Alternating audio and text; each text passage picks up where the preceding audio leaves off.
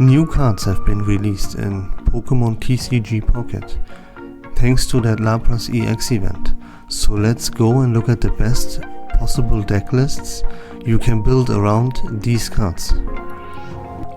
Starting off with LaprasEX, which is best paired with an Articuno EX and a Greninja line. That is because LaprasEX adds some bulk and buys you some more time than, let's say, a Starmie EX in order for you to get that Greninja out consistently. As I mentioned, this deck is played with Starmie EX normally instead of the Lapras, but now this deck list becomes better thanks to LaprasEX. It's a basic, it has more HP and it heals itself, which compared to Starmie will buy you more turns and is more consistent.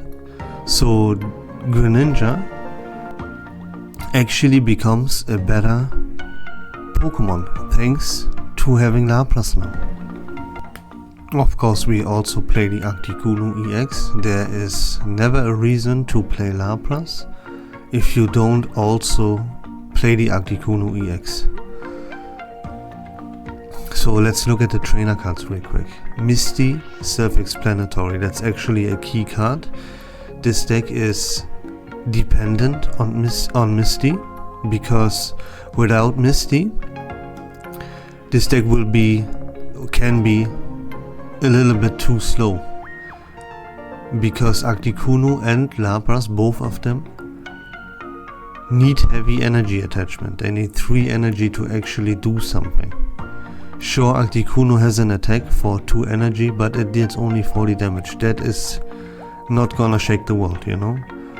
So you need 3 energy, and that makes you in fact very slow without Misty. So that's a key card. Pokeball and Professor's Research are also self-explanatory. I don't think I need to explain why we play this. Those are staples in every single deck out there.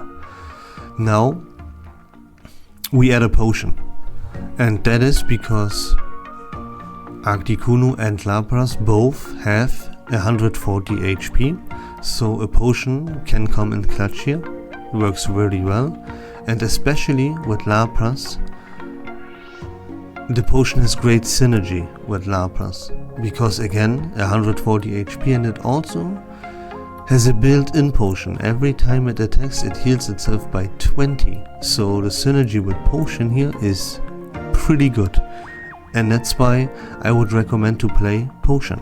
So now with all these cards played twice, we have 18 cards, and now our last 2 spots, they are pretty flexible. You could pull out an X speed or 2 to be able to retreat the Articuno, or in case you need to start with a Froakie, or get them out of the active, right? Makes sense. Except for Lapras, so with Lapras you have to be careful, because that thing has 3 energy. A 3 energy cost to retreat. So that's not something you ever want to pay, right? Articuno has 1 with X speed, so that becomes payable, but yeah, watch out for the Lapras. You could also, instead of X speed, if you think it's unnecessary, you can play the Sabrina. Now, you have to keep in mind that you already spread damage with Articuno and with the Greninjas, so do you even need a Sabrina? Do you want a Sabrina still, even though you spread damage? Yeah, that is the question that you have to ask yourself. Sure, Sabrina is just a very good card, you can always play Sabrina, but do you really need it or want it if you spread damage as much as you do with this deck? That's the question you have to answer for yourself. Other cards like Giovanni and Red Card, you can always in every deck pretty much slide in a red card if you want. Can come in clutch, can be a dead card, up to you. Giovanni, always a viable option, right? Dealing 10 more damage is always good. More damage is always good. You hit 80, both with Articuno and Lapras. But now with Giovanni you could hit 90. That puts you into kill range for more targets, which is always a good thing, you know. And yeah, you can fill these 2 spots that we have left out with whatever cards you want. Out of those 4 though, X-Speed, Sabrina, Giovanni and Red Card. Use 2 of those to fill these last 2 spots. And you could even remove a potion, or maybe even both, if you wanted to slide in more Giovannis, more Sabrinas, more X-Speeds. You know, you get it. Just, yeah, that potion is the only card in this list that you could possibly replace if you want.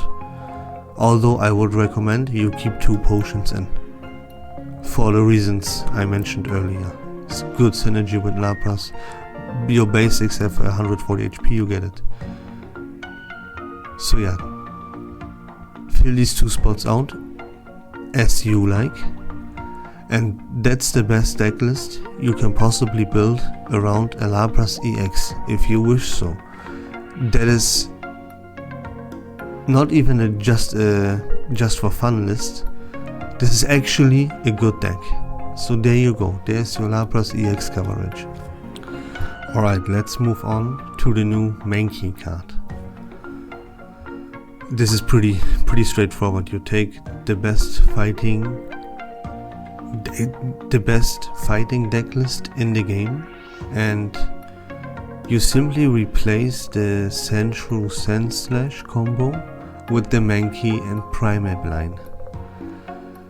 And what that does is it takes away consistency from the deck, but the deck becomes more aggressive and more explosive and deals more damage and becomes faster, you know. Now what you really have to keep in mind is that playing this Mankey is very risky, because as you can see it has only 50 HP, and when you attack you deal 10 damage to yourself. That leaves it open for your opponent to KO it easily. He only has to deal with a 40 HP Pokemon now. That is very dangerous, of course. But if you can start with Mankey, attack with it, have it survive one turn of your opponent, and then when it's your turn again you evolve it into Primeape immediately and you attack for 100. Like, that can be really nuts. So it can be really fast, really explosive, and deal a shitload of damage very early on into the game. But it could also end up and just be a free KO for your opponent. So that's where you have to decide for yourself. Do you want to take that high risk, high reward into your deck, or do you keep the consistency with Central Sandslash? And that is already all there is to say about this Mankey. You take the best fighting game list and you switch out the Sandslash with a Primeape. That's about it. Again, it's your choice. It's high risk, high reward, or consistency. That is a decision that you will have to make for yourself.